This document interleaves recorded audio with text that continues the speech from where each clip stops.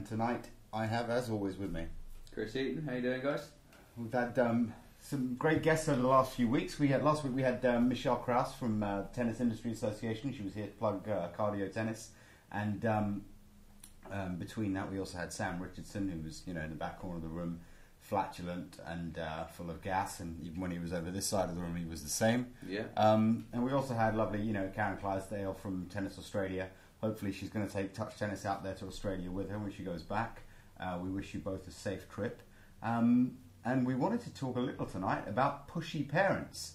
There seems to be no shortage of them at the moment. I see them whenever I go and see you coaching. We just had someone called in a second ago. Sorry, but if you want to call back, you'll be live now. We'll be running on till about 9:30 this evening. What have you been up to this week with the tennis world? You've been following? I've just I don't think the only thing that's been going on this week has been the British Tour finals. Okay. Where you had a pretty strong field. Most of the Brits were playing it.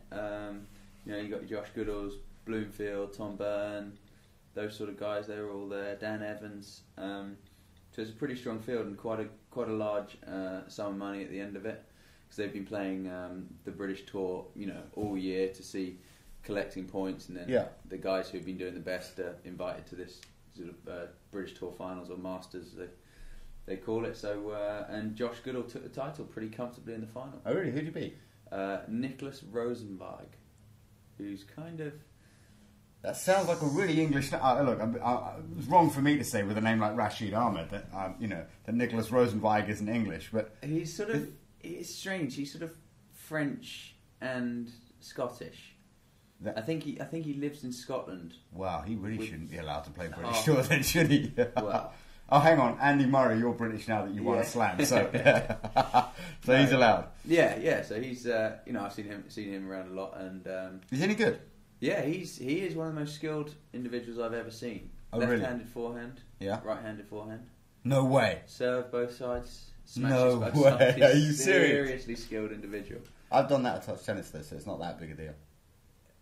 It would be if you saw him play. He actually hits it very well. What, when it's 130 miles per hour? Yeah, it's slightly different, isn't it? Exactly, but he just slides it out both ways, and he's an effective player. But I think it's important to talk about the British Tour and what the LTA are doing with it, and I think it's brilliant, because you have to. It's the advantage places like France have on us. Is the French have so many players who are playing until they're late 20s, even 30s. Yeah.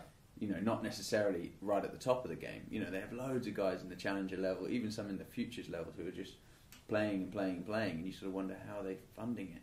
And they have huge money tournaments there.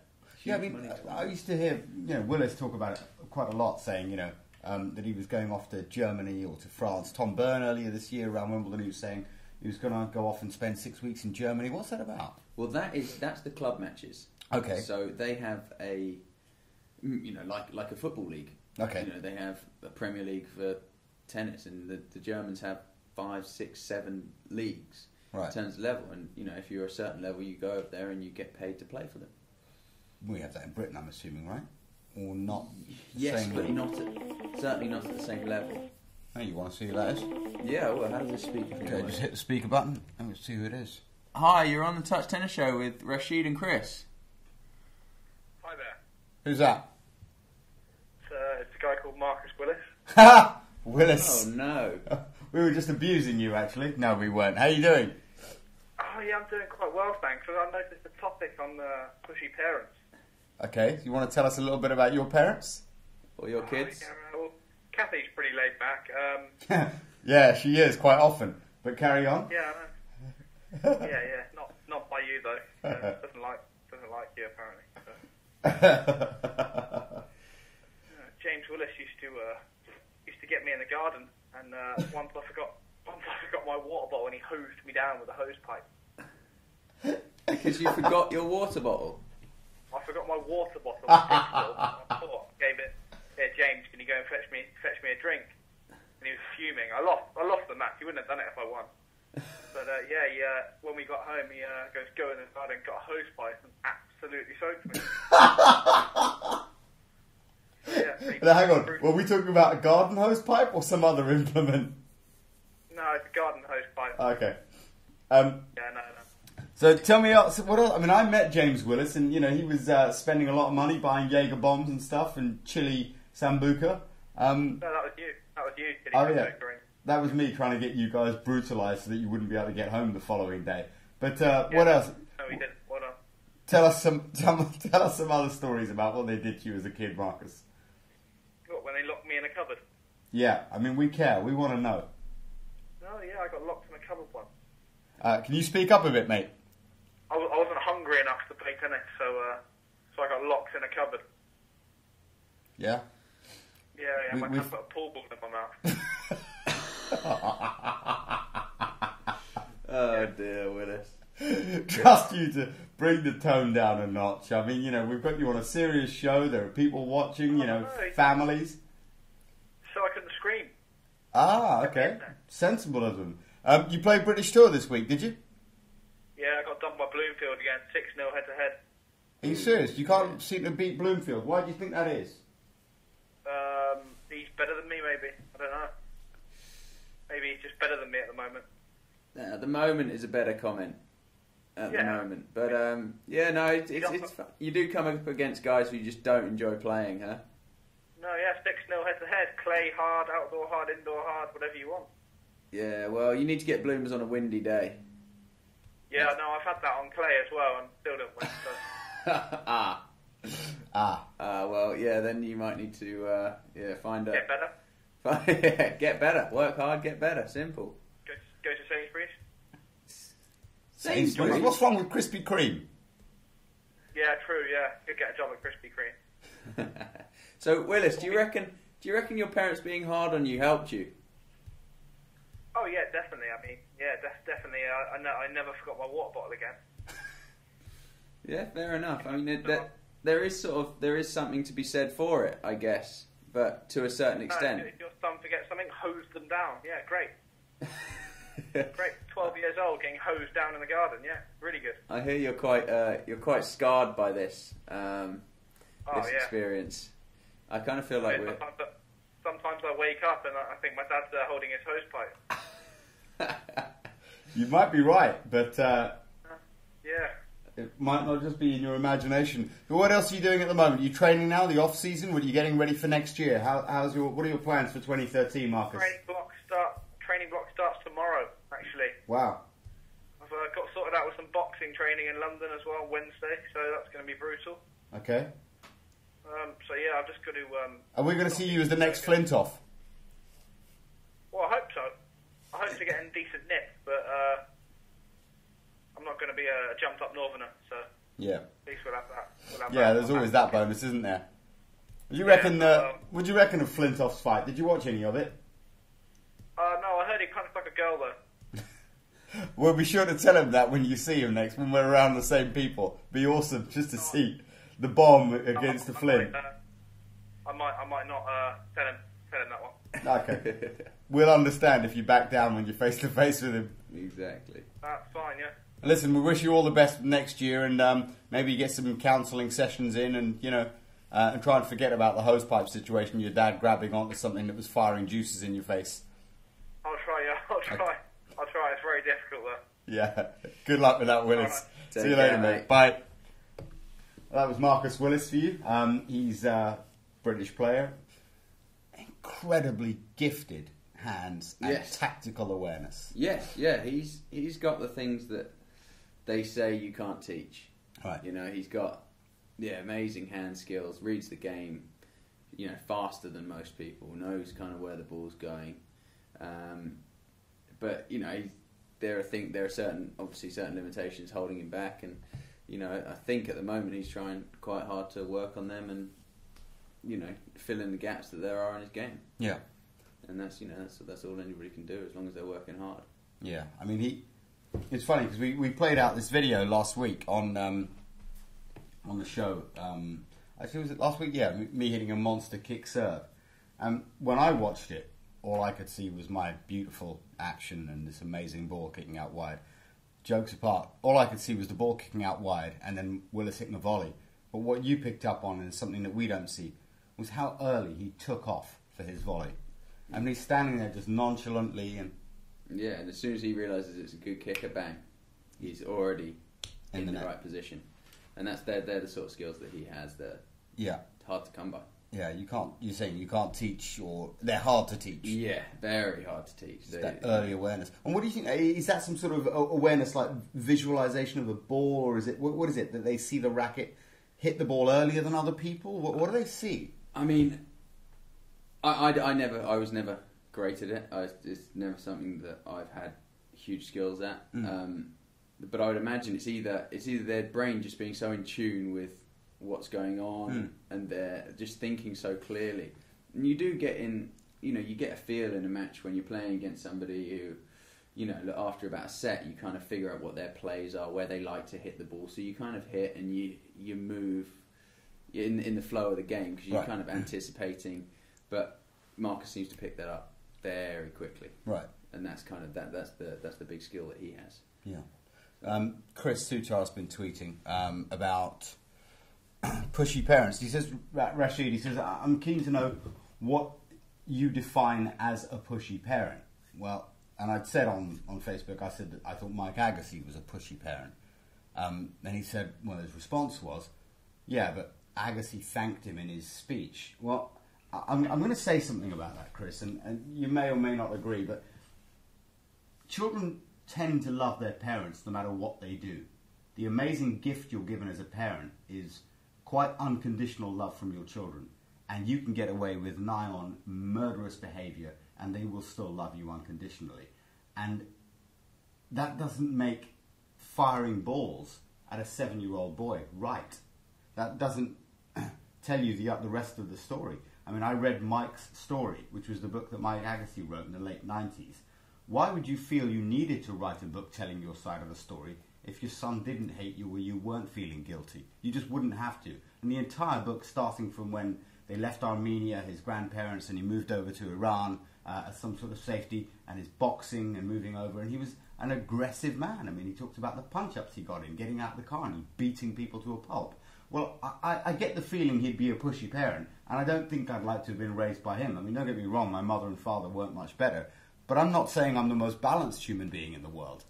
Exactly.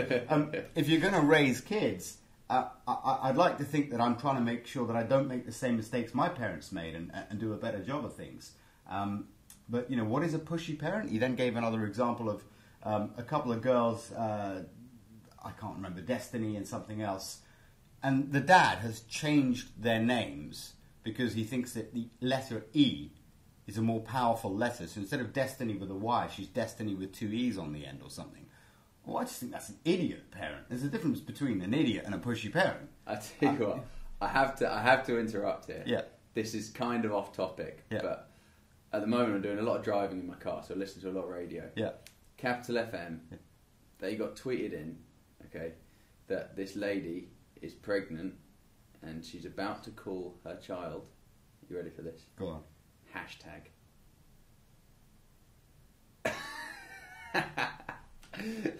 I almost crashed. I almost crashed. I mean, crash tag. Yeah, exactly. Why? Don't know. She was just tweeting in. She's like, "Oh yeah, I just want to come up with something really original, and I think Twitter's amazing." And I was just like, "Wow, way to ruin that kid's life." Why don't you just call yourself Twit and leave your kid alone? Hashtag. Yeah, I thought that hashtag. was. I thought that was. Wow, that's brutal. Yeah.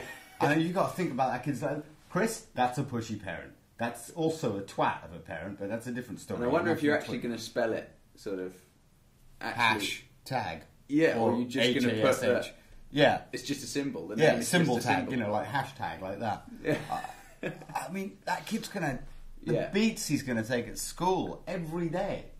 So my thoughts on pushy parents, Chris, I mean, it comes down to that. I think you should care more about your child's wants and needs than your own.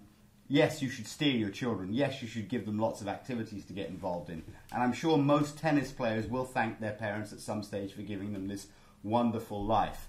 That they got to play tennis in front of millions and they were, on the Grand Slam stage.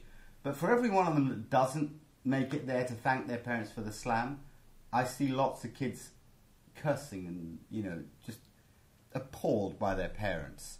And, you know, I think a lot of these guys, I mean, if you look at Helena Dokic, her father, I mean, that's my opinion of a pushy parent. Yeah, I mean, it is an interesting one because you do see, you know, as a coach, I'm, you know, working with some kids at the moment, and I'm blessed enough that none of them have terribly pushy parents, and apart from my daughter. Yeah, exactly. Well, she just has a nutcase of a father. We won't go into that. But you know, they're all there because they want to be there. Yeah. And that, you know, in the brief time I have been coaching, that's the most important thing. Yeah. You know, I don't care what the level is, who they are. As long as they want to be there, it becomes enjoyable for me. Yeah. Like, you know, and they will improve. Yeah. But, you know, you can, and I know coaches who get kids who come every week and just don't want to be there. That would be a pushy parent, because it has to be the parent, you know, not necessarily forcing them, but implying and, you know, putting pressure so that kid feels like he has to go to tennis. Yeah. When he doesn't want to. Yeah. That to me is what a pushy parent is. But it's strange because you do look at all these. You look at a lot of these successful players, especially in the women's side, because a lot of the women are coached by their fathers to a certain level, and you think, you know, some of those guys you would class as pushy parents. Like, you'd probably say that Sharapova's dad was a pushy parent, but it's different if the kid really wants it. Yeah. Do you know what I mean? So, you know, if I didn't have pushy parents, my parents were very supportive, and whatever I wanted to do was good. But because of the drive I had, I don't think it would have mattered that much if I had pushy parents. Yeah. Does that make sense? Yeah. Because they're pushing me harder at something I want to do. Yeah. So it's not necessarily a bad thing. So if anything, they could actually be damaging things by getting in the way as much as they do. You know. Yeah, potentially. I mean, you know, so that's where I would sort of draw the line. I mean, you can be pushy and forward and really try to get the most out of your kid if it's something that they want to do. Then why not? I mean, I'm at the attitude of, you know, obviously I don't have children yet, but I would be at the attitude that you know of. Yeah, that I know of. But if I had children, I would want them to do whatever they wanted, but do it properly. I'm going to put your mind at rest here. They haven't perfected that with science yet. Okay. But you know what I mean? Yeah, I mean, absolutely. You have children, and I would assume it's the same. You wouldn't want them going to a tennis lesson and half-hearted, half-arsing it. You want them, if they're going to do something. Yeah, I mean, if I'm going to pay a tennis coach, but the other thing I was trying to say about coaching as well, and I mentioned this on Facebook, and it started this long, you know, barrage of Sutar comments, you know, which I'm sure he's going to watch tomorrow. He's going to abuse me by text, and you know, Chris, I have a lot of respect for you as a coach, but you know, I've got no respect for you as an individual. No, I'm kidding. I see what you're saying. I mean, I know a lot of these parents, you know, are thanked at some stage, but I think that tennis, to start with, is quite a damaging or damaged game. Most of the people that tennis attracts are nutters and loners. Look, I enjoy tennis. What does that tell you? I mean, you know, we've got our genius friend up in Mr. Sarti, who's mental as well.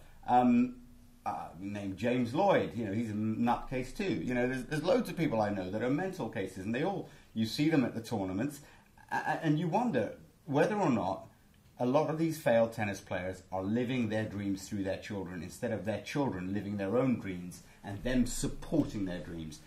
The fact that Stella doesn't speak to her father should tell you something.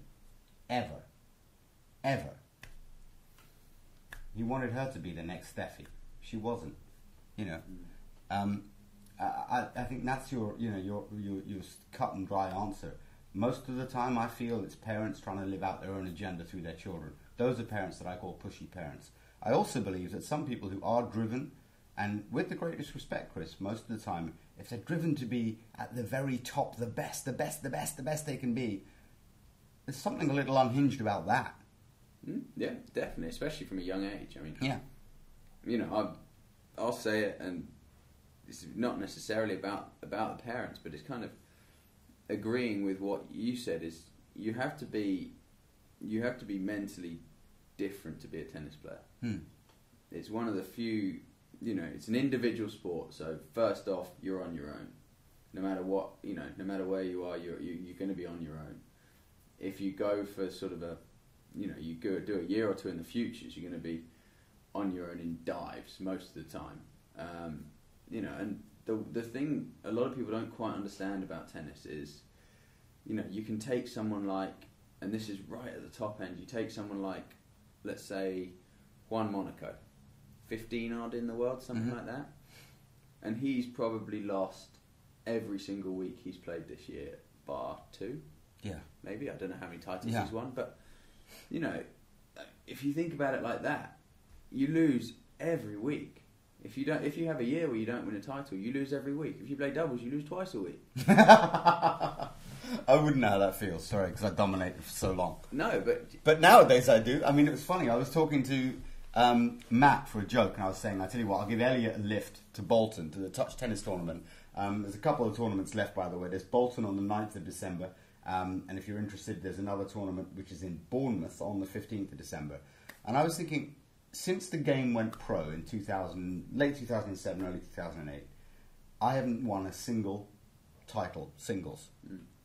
And it's staggering when you think, I mean, I've played so many events, probably 50, 60 events, and I've never won a title. I've been in the finals of a couple, but I haven't won one.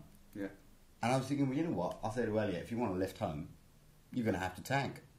I mean, jokes apart, I wouldn't actually expect him to, because that's not winning a title. No. But the mind actually goes there. I was joking with College about it. It was like that you start to get desperate. Like, I'm not winning titles, and you've got journeymen, scum like Matthew Watson from Kirby has won a title since the game went pro. I mean, yeah, he put on a bunny event with mostly 16-year-olds that have never played a sport of any description in their life, and they could do with some pushy parents, actually. So he didn't really beat anyone of note. Alex Brown, Mr. Gagreel. I don't know who else turned up for that one. Rob Psychward Gilmore. Do you remember Rob Gilmore, the one when I hit that absolute rocket of a forehand winner against in doubles, and he was gone mentally? Yeah, that's him. And he smashed his frame there and then. Yeah. We made him play the rest of the match with a broken frame. You must still be gone about that, Gilmore. I'm sorry, but I'll give you a big shout out for actually carrying on the match. Most people would have walked away after that forehand. But yeah, you lose all the time. Yeah, you do. You lose all the time, and you know, it's also a sport that's structured like that. Is, you think about the other sports like rugby, like cricket, like football, basketball, any sports, especially team sports. You don't even, football, you concede a goal, maybe.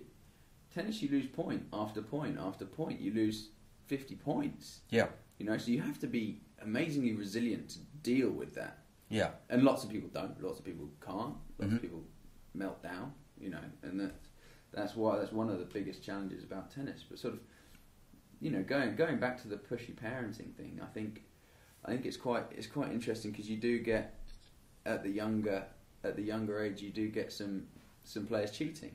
Yeah. And is that because they're desperate to win? Is that because they're desperate for their parents' approval? Yeah, that they've won. And then where does that go with the parenting? I mean, I don't want to sit here and, by any stretch of the imagination, attempt to tell people how to parent. I don't have kids. I don't have a clue. So, but it's just the things that you see, you kind of just ask questions, don't you? You kind of think, and I think that's a skill of a very good coach, is figuring that out and figuring, I've heard, my player cheats a bit. Is this because he wants to impress his parents? Is this because he's not used to losing? Is it because he's been mollycoddled or whatever? Hang on a second, we've got Julian Squires on the phone. Julian, hi. Hello? Hi, Julian. Can you call the main number for the Touch Tennis show? Have you got a pen handy? Okay, it's 0203 0203 397 397 Yep, 4087.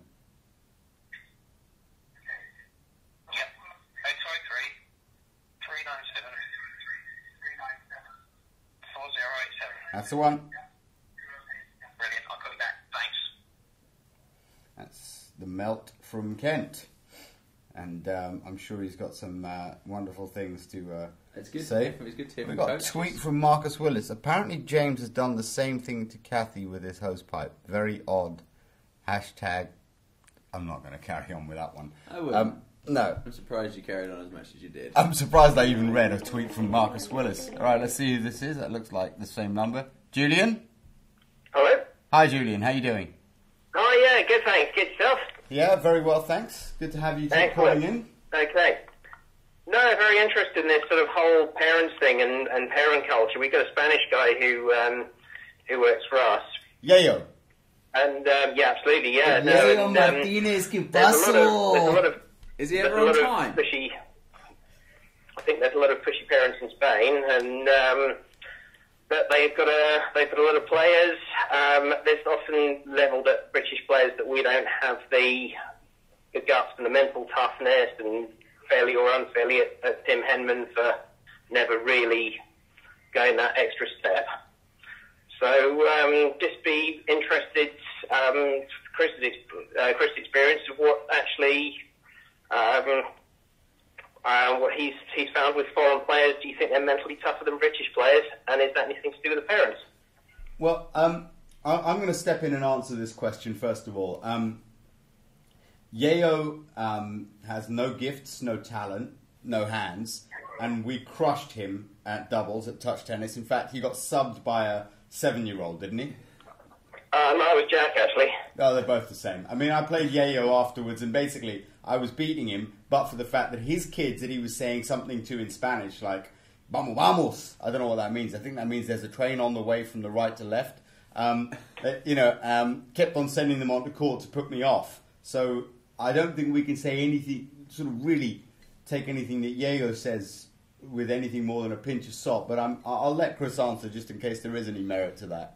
I think there is a lot of talk. There is a lot of talk about it, and there's a lot of talk about people who are brought up with less being tougher. I think potentially it is, Yeah, it could if you be look true. at the work with the dominating players in the world, it's a lot of Eastern Europeans who haven't had that much, and most of the British tennis players are, they've been brought up in the tennis club environment, and do you think there's anything in that, or is it just kind of almost like a coincidence, really, that? Well, I mean, I think first of all, you got to look. The main thing is that success breeds success. So if you have, the reason why you have surgeons from certain countries, Djokovic does well, and he brings Tipsarevic along with him, and he, who brings Troicki along with him, and they get. Having Sweden in the 80s, I guess, as well. Yeah, exactly. It does go like that, and the Americans were very strong for a while, and it goes in phases. But the Americans have always been really strong at tennis, and they don't necessarily come from the sort of backgrounds that we're talking about. I think it probably helps you a little bit coming from less, because you can go and play futures, and it's you're potentially more used to the uncomfortable, brutal nature. I'm sure I know that we're a bit, as a nation, certainly a bit used to playing indoors. I'm going to have to correct you for a second, Chris. I would Indoors? never... I don't know. We haven't got the indoor facilities though that France has. Yeah, but I think the I'm not really looking at France. I'm thinking more sort of Eastern Europe, when where they've really had so many players sort of coming through and really filling the top 100. It's kind of that's where the question gets asked: is that do we get given too much? And I think potentially that could have been the case, but I don't think it's the case now. Question for you. Our Eastern European parents are quite sort of tough, and they want the kids to. I've noticed a little bit of difference between some of the parents, the kids that I teach, the foreign ones. They seem to be a little bit more, not pushy, but they take a bit more of an active interest than the British parents. That's a fair generalisation, but that's just that's the trait that I see, and I think in this country you do have to have the money to pay for the lessons, and just wonder how these kids from Eastern Europe. Well, Julian, it's quite straightforward. Julian, so I'm just going to cut you off there just for a second before we run out of time. Firstly, you mentioned France. Historically, Arnaud Clément, 2002 was their last Grand Slam finalist. Before that, Yannick Noah was the last one to win a Slam. Cédric Pioline in 1997, finals was French. Songa, the Australian. Before him, it was Arnaud Clément. Yeah. So Andy Murray alone has done more than they've done in the last 10 years, in the last 15 years. Sorry. But you look at the actual number of players. I mean, absolutely irrelevant. Absolutely irrelevant. We're talking about success only. Come through France is amazing. I know, but you're talking about success only, and going back to successes with Sweden. The reason is, and the point that Chris was making was about something of an indoor culture that we have here. Sweden has, on almost every corner of every street, an indoor tennis facility that is cheap. And if it isn't cheap, it's in a middle-class, affluent area where money isn't an issue. It's that simple. If you want tennis to be more available or more players to come through in this country, and I like what you're trying to do with this as well, you need more courts everywhere and cheap. I mean, it's 50 quid to play for an hour in most places if you round up what it costs to play. But of course, if you play touch tennis on a badminton court, it's a lot cheaper. Absolutely, mate. Indeed. And I think that one out. I think the more places we have trying to generate these, great players for this country, for people like, Andy Murray doing things for us. We've got Heather and Laura Robson. Again, if you look at Heather Watson, she was at IMG, where it's hot and there's courts all the time. Laura Robson, Singapore and Australia. And then she came here. Where the formative years, though, were where it was pretty much weather. I do agree. I'd quite like to just point out one thing is that I know you mentioned that Henman not going the extra mile, and not going as far as everybody wants him to go at Wimbledon. And you said we're only judging this by success. I'd quite like to say that I think it's outrageously successful to be a top 100 tennis player. Oh yeah, I mean he's got a terribly bad press for not winning Wimbledon. Yeah, and number 4 in the world. Henman's career, pretty much, I reckon, probably 99.99999% of this country would sign for his career now. 100%. Whoever they are, even if they don't even care about tennis. Yeah. The thing that killed Henman was actually his support, because people wanted him to win so badly that everybody was so disappointed when he didn't. I mean, he's losing to greats of the game. Sampras twice, Goran once. Yeah, it wasn't exactly a bad run, was it? Yeah, so I think Henman had a hell of a career. And semis of the French, not many people have made semis of the French and Wimbledon. Yeah, and the US. All three majors. Three of the 4.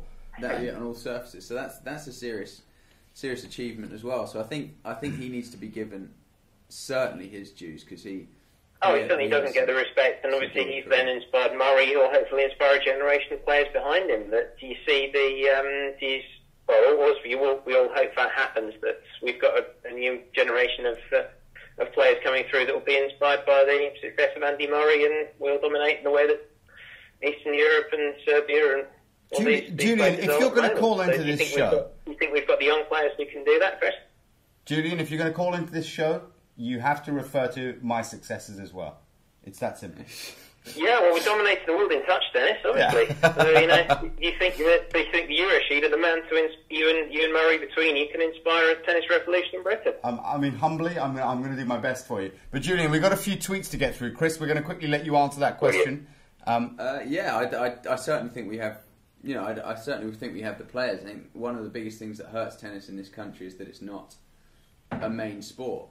So you do lose the majority of your best athletes, and think about it at 8 to 12. Yeah. You talk to any good athlete. Someone like a Sampras could have played basketball. Apparently, he was ridiculous at it. I'm sure he could have played American football. I'm sure, With that slam dunk, I mean, can you imagine? Exactly, but that's the thing. It's just you get athletes who are good enough to be a sports person. And 90% of those guys or in cricket England or anything else. We've got a huge variety of football. sports in this country. So, Football or golf, something that's more lucrative. Yeah. And up to us to inspire them to do tennis or anything else. Exactly, yeah, that's the job that we have, yeah. Well, thank you for calling in, Julian. We're going to get back to some of the tweets now, and we will see you soon, no doubt, in Kent for some more humiliation of your players, particularly 27th of January, Parents and Child Touch Tennis Tournament in Kent in Maidstone. Well, if you can get that Yayo and Jack Lusher down there, we'll be there. See ya. Absolutely. Okay. Yeah. No, bring it on. Decent. Okay. Right, you've got to stop saying that, by the way, Julian. You say okay too much. We're going to hurt you about that. Now, we've got some tweets in. I'm going to quickly go through these. I'm going to go through one of them myself. The tennis guy, Juan Monaco, 2012 record, world number 12, 39-19 win-loss record. And then we've got Fraser Moyle, touch tennis. My mum is particularly pushy. My brother, Elliot, I think his brother's name is Elliot Moyle, is the case in point. Many years spent shouting at him. I mean, let's be honest, Fraser. I mean, if he's anything like you, I wouldn't just shout at you. I'd be beating you on a daily basis. Yeah, they've done well not to give up. Yeah, they've done well not to send you to a Romanian orphanage and just say, you know what, we'll just swap with anyone. And then we've got one from some girl. I don't know who she is. Do you know her? This one here? No idea. Marcus? Oh, no, I have no idea who that is. No, okay. Well, what's Marcus Willis said? In all seriousness, David Ferrer's coach locked him in a cage because he didn't want it enough. Fixed that problem. #animal. Not everybody has a cage these days. That's all I'm going to say. We'll try and buy a little bit one more. And then we've got the tennis guy, Martin Baldridge. Let's just be clear. You still owe me, and I think you owe me your house. He keeps on betting on outcomes of finals, and he keeps losing. This year he said that Djokovic would play Rafa at Wimbledon, and I said, I guarantee you Federer will win Wimbledon, and there's no way on God's earth that Djokovic will. You owe me for that. French Open, you said that Djokovic would win. You were wrong. So just thought we'd check on that one. He says that Amelie Mauresmo, 2006 Aussie Open, then Wimbledon champion. I don't remember seeing her in the men's lineup. What is Amelie Mauresmo? Is she a tennis player? This could get ugly. Oh yeah, actually she's the one person I shouldn't be saying that about. But, you know, we were talking about tennis here, not WTA. That's when there isn't any other tennis on, we can talk about that. Emily Webley Smith, I don't know who you are, couldn't disagree more. Oldest, most dated argument in the book, it's not the Eastern Europeans you see travelling alone. Emily, my daughter has English tuition once a week. I think it's about £20. If you'd like to see that tutor to help you construct a sentence, feel free, we'll give you the number. Anyone else tweeting in at the moment? Let's have a look. We've got... Oh! Yeah, well, Marcus Willis again, but we're going to let that one go. I don't think it's worth us mentioning. But what do you think about that, about Eastern Europeans not travelling alone? Because it's interesting. I've got a subject to cover here, first of all. She travelled with Samantha Murray, and she was meant to bring me something back from Dubai. Because it's just a little something I ask her to do once in a while when she does go through Dubai to bring me something back. It's not like I said, go to Colombia, man, bring something back from Escobar. It was just something that's legal. You can buy it in duty free. My cigarettes. And you didn't... So you weren't travelling alone.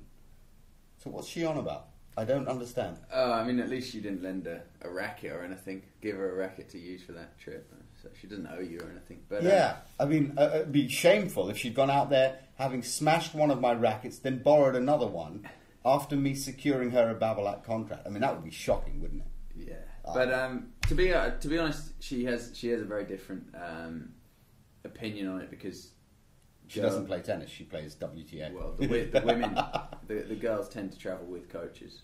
Many of them, and that's the strange one because you think, oh yeah, they don't have any money, blah blah blah, blah over there, whatever, and yet they're all travelling with coaches. All the girls are anyway. The guys aren't.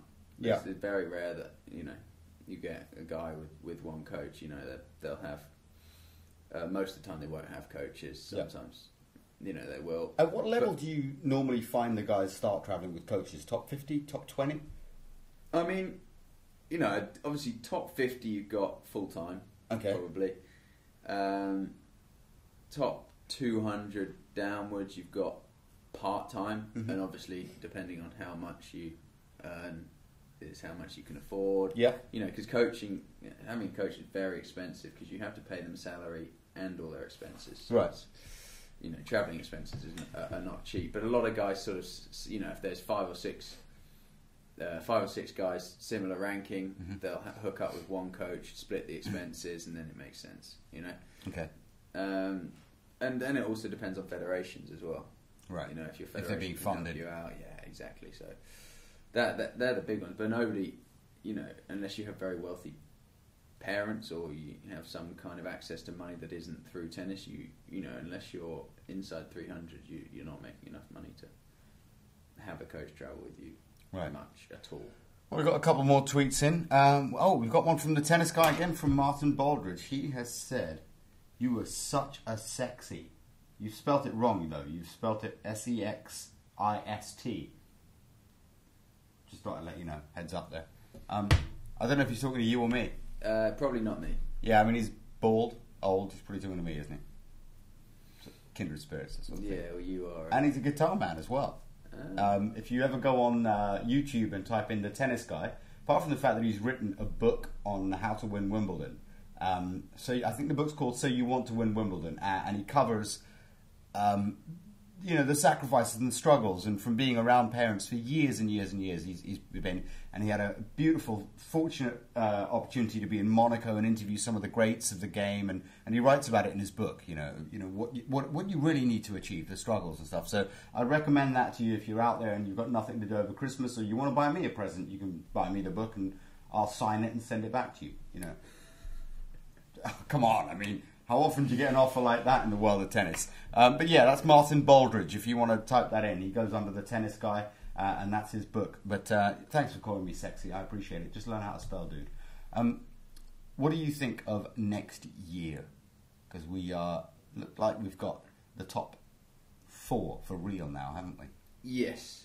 Yeah. I mean, but you forget a little bit about Rafa and about how difficult it's going to be for him. Yeah. Because, you know, the game keeps moving. Seriously, those guys are just getting better and better and better. And Rafa's had 6 months out, and he will be behind for a bit. Yeah. I would imagine. McEnroe took 6 months out, and it almost killed him. I mean, he was never the same again. And that was then. Well, that's what they say. Someone said this. I can't remember who it was. They said if you're out for a certain amount of time, longer than 3 months or more, it'll take double that to get back to where you were, you know. So if Rafa had 6 months out, it'll take 6 months for him to get back to where he was, and then another 6 months to catch up with him. But then, where he was isn't good enough anymore. Oh, of course, because the game's moving on. Exactly. So, but then again, Rafa's Rafa. Yeah, he's so not the same as the rest of us. Yeah, he is quite something else. But listen, I want to thank everyone that tweeted in today. It's been a pleasure reading your tweets, and thanks for calling in, Marcus Willis and Julian Squires.